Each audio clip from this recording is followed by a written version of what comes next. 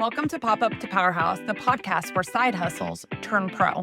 Here, we're pulling back the curtain on what it takes to build a standout, profitable brand in the event industry. From pricing with confidence to landing luxury clients, I'm sharing the wins, the setbacks, and everything in between, so you can turn your passion into a powerhouse business. Welcome to Pop Up to Powerhouse. I am your host, Jamie Taylor, and today we're going to be talking about how to not cringe when you get those sponsorship or collaboration requests. I remember when the whole competition over collaboration movement started. And look, I'm 100% behind the meaning of it. I do believe that community matters, that relationships matter, and that there's room for all of us. But I also remember when people who wanted something for free just started asking for collaborations. And that's when things got a little blurry. Now, look, are all collaborations bad?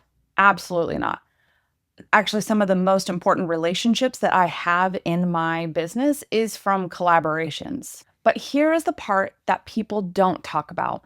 If you walk into a collaboration just feeling grateful to be there, you're likely going to walk out feeling like it was a complete waste of time. All right, now I know how that sounds, but if you walk in just feeling like you're happy to be included, then you're positioning yourself more as the extra instead of giving main character energy. All right, so how do you actually capitalize on collaborations? Because how you use collaborations in the beginning of your business is very different than how you would use them once you're established. And we're going to talk about both of those today. All right, so let me ask you, have you ever walked out of a collaboration feeling exhausted, tired, and like you literally got nothing from it? Don't feel bad because you're not alone. Many of us have felt the same exact way. Collaborations are not bad, and I feel like I view them a little bit differently, and I'm going to talk about my perspective and how I've used them in my business to actually grow it significantly. This episode is all about collaborating like a CEO, not like a beginner hoping to be chosen. So why do most collaborations or sponsorship feel like a complete waste of time? All right, number one, the reach or the attendance is completely oversold. You're told that you're going to get so much reach and so many shares, there's going to be so many people there, and then it feels like there's not, or you don't get what you thought that you were going to out of it. And also, some events are busy, but the buyer is not aligned with who you're trying to attract. Number two, discount culture equals devalued authority. Doing too many free events sends the wrong message. Not intentionally, but it does tell the market that you're willing to work at a discounted rate. And while you are hoping to build a premium brand, there are people out there that are just looking for their next freebie. If you keep showing up for free or at a discount, then the market is going to price you for free or at a discount. You have to start discerning whether or not these relationships that people are asking you for, they really value your work and quality, and that's a good opportunity, or if they're just looking for free labor. And number three, my personal favorite, not enough creative control. This one is so huge and cannot be understated. If what you're creating isn't aligned with what you're trying to attract or build, it should be a hard no. If you're wanting to do larger installs or more luxury installs and the request is something smaller and budget friendly, then you're likely going to start attracting more of that. At the end of the day, people aren't going to ask you for something that you don't show them that you can do. Number four, you're focused on the immediate sale. This is where people get it all wrong. You walk in thinking that you're going to get immediate sales, and then you don't, and you feel like you failed. But the real ROI on collaborations is the relationships that you build, not the immediate invoice, and that takes time. So how I've approached collaborations in my own business, I'm not going to lie. When I first started out, I was doing anything and everything for free.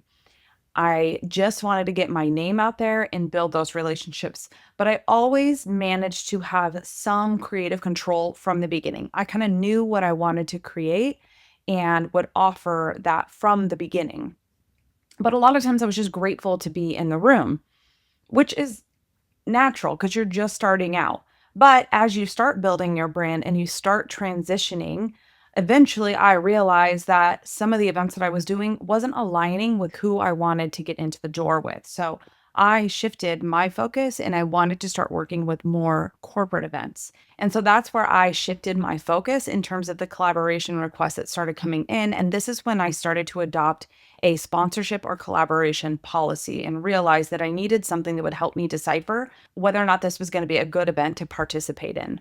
Okay, so what is a sponsorship or collaboration policy? One, it identifies how many events that you want to do, how many free events that you want to do per month or per quarter. It also identifies who your ideal client is. It's actually very simple. Basically, at the end of the day, what that does is you limit the number of requests because they all seem to kind of come around the same time. And then two, it helps you really evaluate, okay, this is who I'm trying to reach, and are those types of people at that event.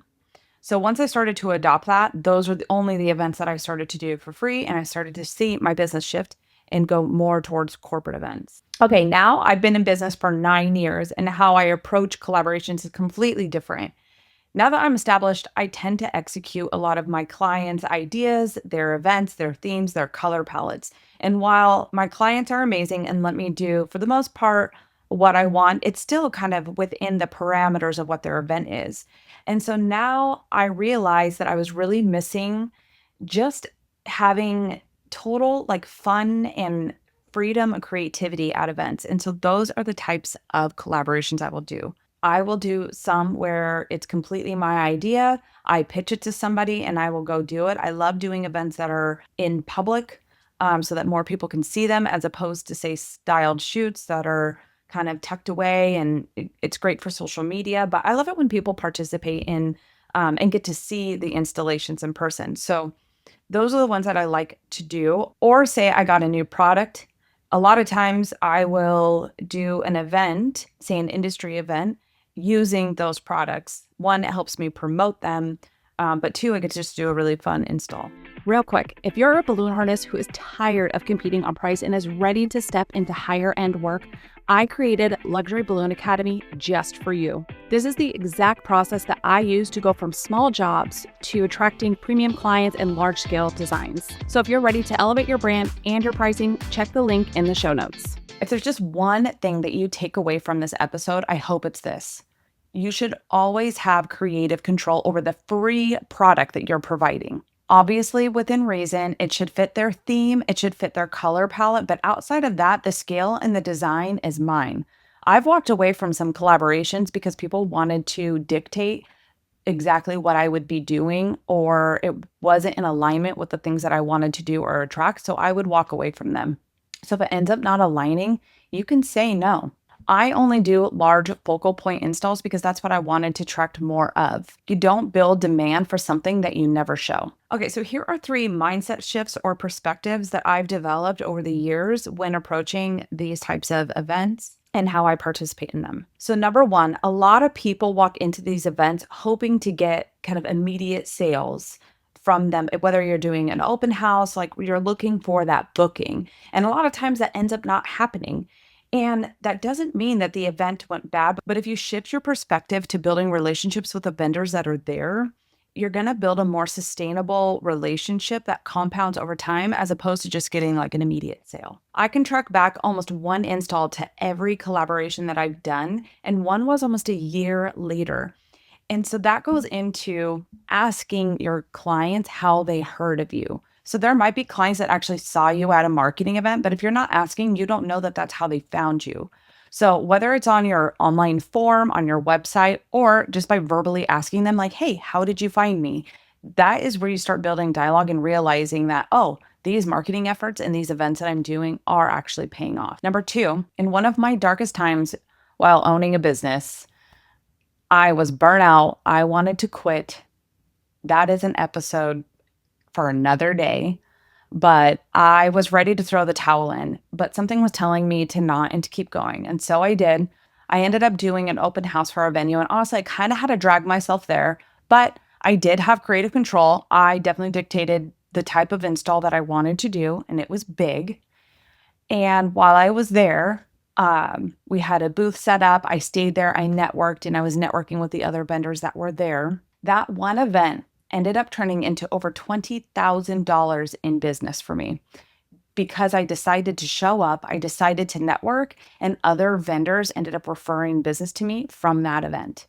So you never know. And so much of it is about just staying top of mind and being in the public eye. Number 3, Keep track of vendors and how often they're asking you for free work versus paid work. Now, I'm all for helping my frienders and people in the industry with fundraisers and open houses as long as it's a mutually beneficial relationship. But if you have someone that is coming to you and all they're doing is asking you for free work or discount work, or their free work outweighs how much revenue they're actually bringing to your business, then you're likely never going to convert them into a better relationship. Okay, so here are a couple of questions to ask yourself when someone approaches you to participate in a collaboration or event. Number one, and probably the most important one, does this feel aligned? Am I excited?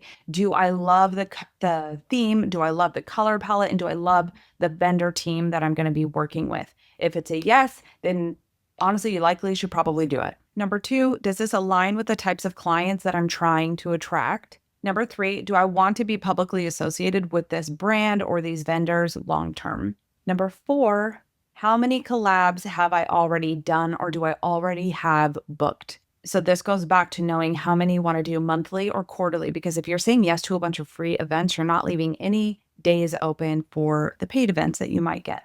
And number five, this one is super important as well. Am I doing this from strategy or insecurity? So are you afraid of missing out? I'm not all that excited. I don't really want to do it, but I'm going to do it anyways because I don't want somebody else to. If that is where you're operating from, it's likely not going to end up well anyways. Okay, so how do you nicely say no? Because obviously, maybe you are booked and it's just not the right time, but you don't want to completely shut that door with that planner or that venue or that vendor group.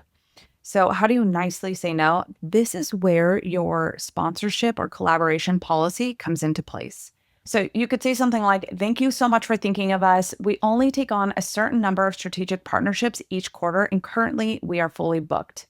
I'd love to stay connected on future events though. This statement or this email positions you as in demand, booked, and professional. Quick timeout. If you've been nodding along during this episode, then you are the type of person that we love having in our community. The best way to stay connected is by joining our email list.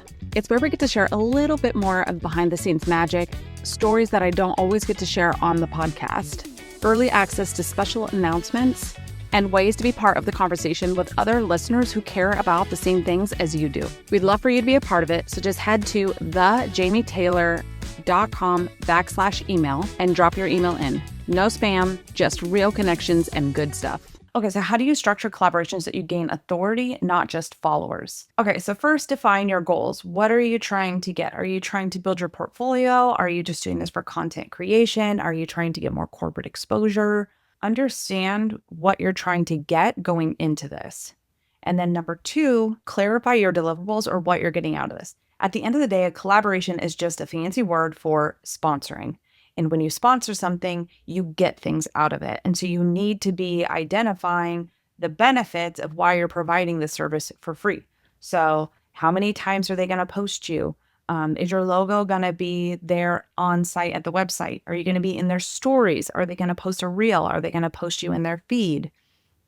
Is there going to be professional photographer or videographer? And are you able to use those images and videos on your own social media and marketing platforms? And is there a speaking opportunity? A lot of people might really hate this part, and it's probably one of the best things that you can do is stand up for 2 minutes and tell everybody what you're doing, why you're there, who you are. So if you have that opportunity, definitely push yourself to take it. All right. And then finally, you're going to want to document with some brand authority, meaning instead of saying, I love being part of this, post something instead that says, we were brought in to design the statement installation for whoever it's for. That language changes the perception as opposed to just happy to be there and you were chosen as the person to participate in this event. Collaborations that are actually worth it. Actually, I have a funny story that goes back to some of these types of events where you feel like it's a complete waste of time. So I had actually done a pop-up shop at West Elm. And I was there all day. This is for our gift box, my gift box business. And I was there all day. And by all day, it was like a 3 or 4 hour day. But literally nothing. Nobody, kind of felt like I got nothing for the event. And at the very end, I'm literally packing up all my stuff, putting it away. I ended up buying, if anything, it cost me money. I ended up buying a light fixture that was there, but I'm packing up all my stuff. And somebody walks over and starts asking me like, "Oh, what's this?" And I'm not gonna lie, a little bit, I was like, "All right, like I'm ready to get out of here. It's been 4 hours. It's kind of been a waste of time." But so her and I started to have a conversation about like what this was. It actually ended up leading into the fact that we do balloon installations. I started showing her the types of installs that I had done. And it just so happened to be that she worked for Oculus and they ended up hiring me for an event.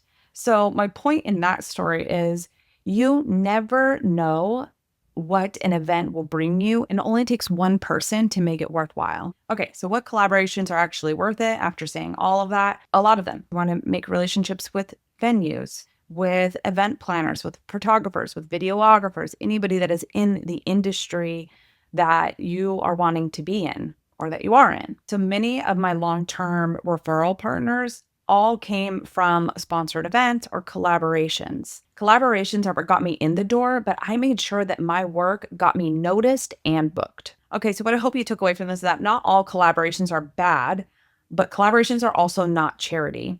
You want to make sure that you have some sort of control and creative freedom to show people what you're wanting to build and what you're wanting to create. And that will start to attract your ideal client. So don't just be grateful for walking in, have some CEO energy and know that you are a professional, you know what you're doing, and that is why people should be coming to you. The right collaboration should align with the type of work that you're wanting to do. It should boost your brand and your brand authority, not just your followers. All right, so I want to hear from you. Tell me what your worst collab story is, or share this episode with someone who needs to stop saying yes to everything. Thanks for tuning in to another week of Pop Up to Powerhouse. Now, a quick ask. I want to keep bringing you these free educational podcasts so that you can build the event business that you want. You can make that possible by simply sharing this episode with your friend, following us on your favorite platform, and leaving us a review. It takes just a moment, and it makes sure that I can keep bringing you the best quality content so that you can go from pop-up to powerhouse.